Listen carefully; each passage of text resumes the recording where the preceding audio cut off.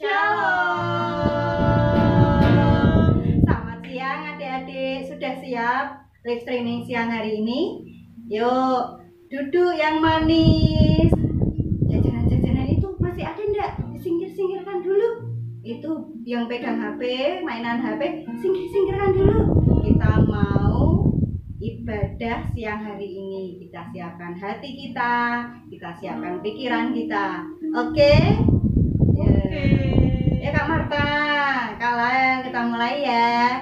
Kita mau angkat pujian Yesus sayang padaku. Bisa kan semuanya? Yuk tirukan Tante Esther sama Kak Marta ya.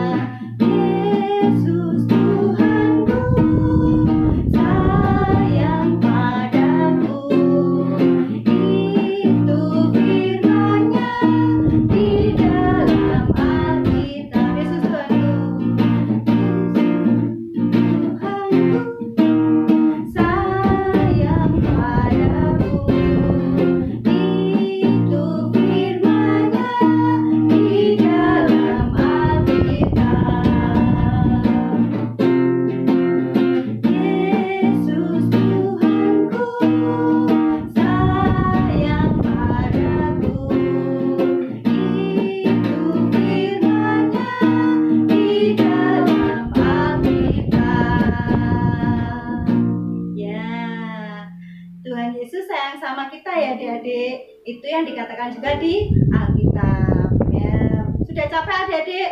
Belum ya? Kita mau sambung pujian lagi ya. Kita mau angkat pujian setinggi-tingginya langit. Yuk berdiri semua, berdiri ya.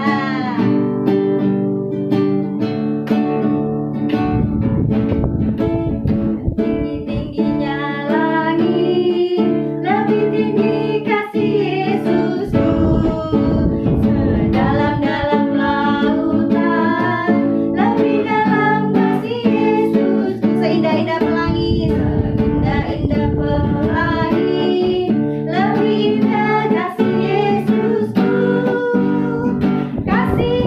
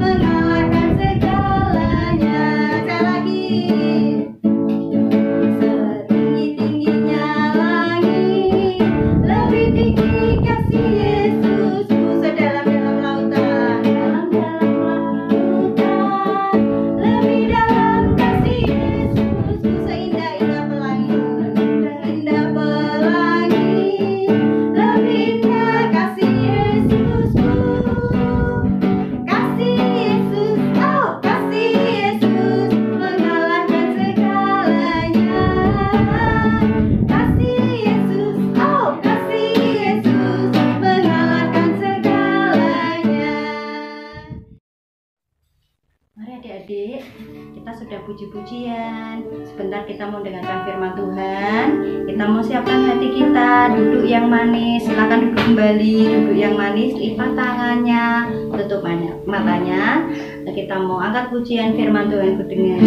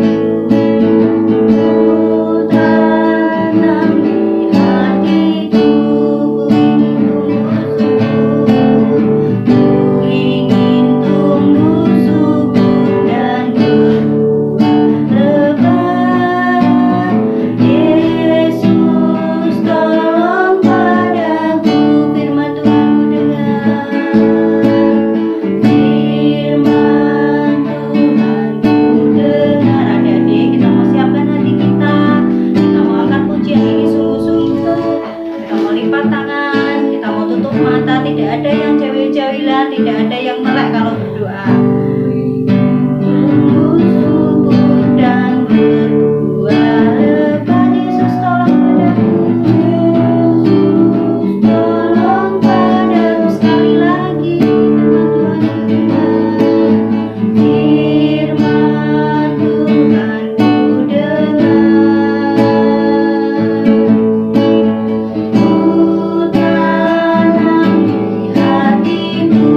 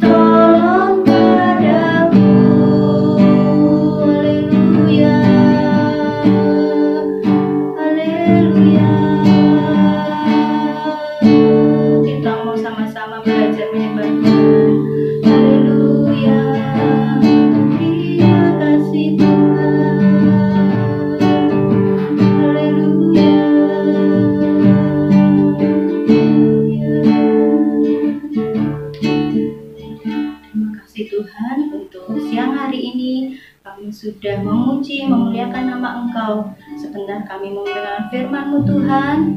Kami mau duduk diam, dengar firman-Mu siang hari ini. Terima kasih Tuhan Yesus. Hanya di dalam nama Tuhan Yesus. Haleluya. Amin.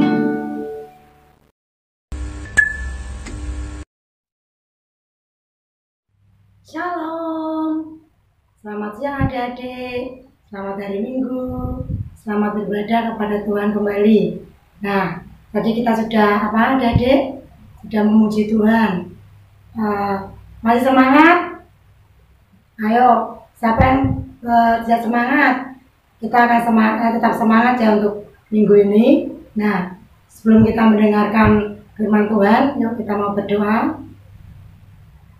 Terima kasih Tuhan Yesus, kalau pada siang hari Tuhan kami sudah menaikkan puji-pujian bagi Engkau. Dan sebentar kami mau mendengarkan firman Tuhan. Mari Tuhan Yesus pakai setiap kami, apa yang kami sampaikan biarlah bisa diterima, dimengerti oleh anak-anakmu semua. Dalam nama Tuhan Yesus yang percaya katakan amin. Nah, adik-adik, sebelum Tante bercerita tentang firman Tuhan, Tante mau bertanya, kalau kita mendengar mendengar suara atau kata-kata bertobat, apa yang ada dalam pikiran kita, dalam pikiran adik-adik dengan mendengar kata bertobat? Tentunya yang muncul dalam pikiran kita, dalam pikiran adik-adik adalah apa? Mungkin kesalahan, atau mungkin pelanggaran, atau terlebih apa ini? Dosa. Kalau kita mendengar kata bertobatlah, biasanya itu yang muncul itu adalah dosa. Aduh, dosa apa ya? Nah, kita mau sama-sama ya belajar tentang firman Tuhan. Yuk, ada di rumah yang punya Alkitab, ya sudah dipersiapkan Alkitabnya, atau mungkin yang punya HP yang ada Alkitabnya. Tapi jangan buat mainan ya, harus benar-benar membuka yang ada HP-nya. Yuk kita mau sama-sama dibuka di dalam Lukas 3 ayat 1 sampai 14. Tante tunggu. Sudah semua? Ya. Kalau sudah semua ketemu Lukas 3 ayat 1 sampai 14, Tante akan bacakan ayat yang ketiga. Maka datanglah Yohanes ke seluruh daerah Yordan dan menyerukan, bertobatlah dan berilah dirimu dibaptis, dan Allah akan mengampuni dosamu. Nah, seperti tadi saat Tante katakan untuk yang pertama tadi, kalau kita mendengar kata bertobat, biasanya itu sama dengan apa yang muncul dalam pikiran kita adalah dosa. Begitu juga di Lukas 3 ayat yang ke-3 dikatakan, maka datanglah Yohanes ke seluruh daerah Yordan dan menyerukan, bertobatlah dan berilah dirimu dibaptis, dan Allah akan mengampuni dosamu. Pada siang hari ini, judul firman Tuhan adalah bersiap menyambut kedatangan Tuhan. Jadi tokoh yang akan kita pelajari siang hari ini adalah Yohanes Pembaptis. Yohanes Pembaptis ini dalam pelayanannya, dia itu disuruh Allah untuk membawa banyak orang, untuk mempengaruhi banyak orang. Untuk apa? Untuk bertobat. Setelah bertobat, menyiapkan supaya orang banyak ini mau dibaptis, dan supaya apa? Allah mengampuni dosanya. Sehingga Bapak Yohanes ini berseru-seru ke mana ini? Ke seluruh tanah, ke seluruh daerah Yordan, sampai ke pelosok-pelosok, ke padang gurun. Bapak Yohanes ini berseru, bertobatlah ya, dan berilah dirimu dibaptis, dan Allah akan mengampuni dosamu. Kemudian lanjut ya, ayat yang ke-7. Lalu ia berkata, ini ia huruf kecil berarti Bapak Yohanes yang berkata. Lalu ia berkata kepada orang banyak yang datang kepadanya untuk dibaptis. Katanya, hai kamu keturunan ular beludak, siapakah yang mengatakan kepada kamu supaya melarikan diri dari murka yang akan datang? Nah, adik-adik, Bapak Yohanes Pembaptis berkata, hai kamu keturunan ular beludak. Apa yang dimaksud oleh Bapak Yohanes Pembaptis? Harusnya Bapak Yohanes Pembaptis senang ya, banyak orang yang datang mau dibaptis. Tapi ayat yang ke-7 dikatakan, hai kamu keturunan ular beludak, siapakah yang mengatakan kepada kamu supaya melarikan diri dari murka yang akan datang? Apa ini maksudnya? Ternyata dalam pikiran Bapak Yohanes Pembaptis ini tahu bahwa orang-orang banyak ini hanya pengen diampuni dosanya, mungkin belum mau bertobat. Sehingga dengan tegas Bapak Yohanes Pembaptis di ayat yang ke-7 dikatakan hai kamu keturunan ular beludak, siapakah yang mengatakan kepada kamu supaya melarikan diri dari murka yang akan datang? Ternyata Bapak Yohanes Pembaptis ini tahu pikiran orang banyak. Sehingga ayat yang ke-8, ayat yang ke-9 ini sama, bahwa kalau mau dibaptis, kalau mau diampuni dosanya, harus apa adik-adik? Bertobat. Kemudian yang ke-10, orang banyak bertanya kepadanya, jika demikian, apakah yang harus kami perbuat? Nah, orang banyak ini berkata kepada Bapak Yohanes Pembaptis, bertanya, Pak Yohanes, terus bagaimana dong supaya kami bisa dibaptis? Ini orang-orang banyak ini berkata berkata kepada Bapak Yohanes. Lalu bagaimana caranya supaya kami dapat dibaptis? Apa yang harus kami perbuat, Bapak Yohanes? Kemudian ayat yang 11, Bapak Yohanes menjawab, barang siapa mempunyai 2 helai baju, hendaklah ia membaginya dengan yang tidak punya. Begitu pula yang mempunyai makanan, hendaklah ia berbuat juga demikian. Nah, Bapak Yohanes ini berkata kepada orang banyak, kalau kamu mempunyai 2 helai baju, mungkin bisa 3, bisa 4, bisa lebih, harus membagikan juga kepada yang lain. Juga mungkin punya banyak makanan, harus juga diberikan juga kepada orang yang membutuhkan. Begitu pula juga adik-adik di rumah. Mungkin adik-adik punya baju, atau mungkin waktu 1 bulan yang lalu atau 2 bulan yang lalu Bapak Gembala ini menyerukan aksi pakaian pantas pakai. Nah, ini juga salah satunya itu membagikan berkat. Yang membagikan tadi seperti yang dikatakan Bapak Yohanes kepada orang banyak tadi, kalau mempunyai pakaian lebih dari 1, hendaklah dibagikan kepada yang membutuhkan. Seperti mungkin adik-adik punya di lemari pakaian pantas pakai banyak, bilang sama ibunya atau sama mama papanya atau sama kakaknya, wah ini pakaiannya banyak ya.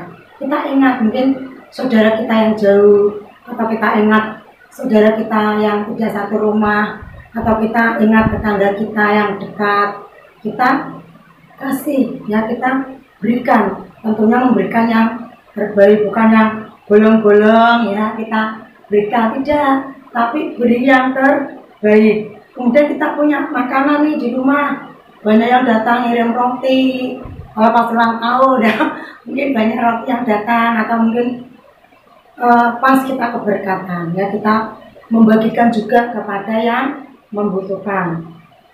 Kemudian bukan orang banyak saja yang datang, juga ada yang datang pemungut cukai. Ini juga datang kepada Bapak Yohanes. Ayat yang ke-12, yuk kita simak ya. Ada yang di rumah. Pemungut cukai juga berkata, bertanya kepada Bapak Yohanes, Guru, apakah yang harus kami perbuat? Apa yang harus kami lakukan? Nah, pemungut cukai ini juga bertanya kepada Bapak Yohanes, terus apa yang harus saya lakukan? Apa yang harus saya perbuat supaya kami diampuni dosanya, diampuni dosa-dosa kita? Kemudian jawab Bapak Yohanes kepada pemungut cukai yang pada waktu itu juga ingin dibaptis supaya dosanya diampuni. Kemudian Bapak Yohanes ini berkata kepada pemungut cukai yang datang kepada Bapak Yohanes, hai kamu pemungut cukai, ini jangan menagih lebih dari yang kamu tentukan. Dan mungkin sebagai contoh, pemungut cukai ini orang yang kaya, dia bisa menagih, mungkin memberi pinjaman, mungkin katakan 500, tapi ditagihnya 1 juta. Ini kan malah tidak menjadi berkat, tidak menolong, tapi malah mungkin memberatkan. Nah, ini harus dikatakan, harus kamu berubah. Ini yang sampaikan kepada pemungut cukai. Jangan kamu menagih lebih. Kalau kamu menagih lebih harus dikatakan, harus jangan menagih lebih. Kamu harus bertobat supaya kamu nanti dosanya diampuni. Kalau kamu memberikan sedikit, kamu juga nagihnya juga sesuai. Kalau kamu memberikan mungkin banyak 500, ya kamu harus juga menagihnya sejumlah yang kamu tentukan. Ini sebagai contoh seperti itu. Jadi pemungut cukai ini dikasih tahu ya kepada Bapak Yohanes di ayat yang ke-13 dikatakan jangan menagih lebih banyak daripada yang telah ditentukan bagimu. Kemudian datang lagi ini seorang prajurit yang mungkin kalau prajurit ini kan gagah ya, mungkin bertanya kepada Bapak Yohanes, Bapak Yohanes, bagaimana juga dengan kami prajurit-prajurit? Nah, prajurit-prajurit bertanya juga kepada Bapak Yohanes. Kemudian Bapak Yohanes juga menjawab juga ya ayat yang ke-14. Dan prajurit-prajurit bertanya juga kepadanya, dan kami, apakah yang harus kami perbuat? Jawab Bapak Yohanes kepada mereka, jangan kamu merampas, jangan kamu memeras, dan cukupkanlah dirimu dengan gajimu. Ini disampaikan juga kepada prajurit-prajurit yang datang pada waktu itu mau dibaptis, mau diampuni dosanya. Kemudian dengan penuh lantang ya, Bapak Yohanes berkata kepada prajurit-prajurit yang datang pada waktu itu, hai kamu prajurit-prajurit, jangan kamu merampas, jangan kamu memeras, tapi cukupkanlah dengan gajimu yang ada. Apa ini artinya? Jadi jangan prajurit-prajurit itu merampas yang bukan miliknya. Mungkin sebagai contoh, kalau saat ini ya mungkin kayak penagih karcis itu, mungkin kan di pasar itu kan kalau adik-adik tahu yang mungkin adik-adik pernah ya diajak ke pasar, mungkin ada yang pakaian coklat-coklat itu, kalau datang ke pasar biasanya minta kepada yang jualan, mana bu karcisnya? Mungkin karcisnya 5.000. Tapi dia nagih mungkin di pinggiran jalan itu, di luar pasar itu ada yang jualan itu mungkin nagihnya, mana bu karcisnya? Mungkin dia meminta 10.000. Itu namanya memeras ya, berbeda dengan yang tadi mintanya 5.000, yang di dalam pasar mungkin yang di luar ditagihnya 10.000. Ini sebagai contoh. Kalau sebagai contoh seperti itu. Jadi jangan memeras atau jangan merampas ya hak milik orang lain. Dan ini yang dikatakan oleh dikatakan Bapak Yohanes kepada prajurit-prajurit yang datang kepada Bapak Yohanes mau diselamatkan, mau diampuni dosanya. Nah, jadi firman-Nya pada siang hari ini adik-adik bahwa pelayanannya Bapak Yohanes kepada orang banyak ini yang membuka jalan bagi Tuhan Yesus yang mau datang ya. Dia menyerukan, bertobatlah, berilah dirimu dibaptis dan biarlah dosamu diampuni. Jadi Bapak Yohanes Pembaptis ini dia menghimpun orang banyak, mencari sebanyak-banyaknya ya supaya mereka bertobat dan diselamatkan. Tapi bukan hanya bertobat seperti itu saja, tapi bertobat harus melakukan sesuatu seperti contoh-contoh tadi yang mungkin memungut cukai contohnya, yang dulunya mungkin menagihnya lebih harus sesuai dengan yang ditentukan. Kemudian prajurit-prajurit yang dulunya merampas, memeras yang bukan haknya juga harus bertobat, jangan melakukan hal yang sama.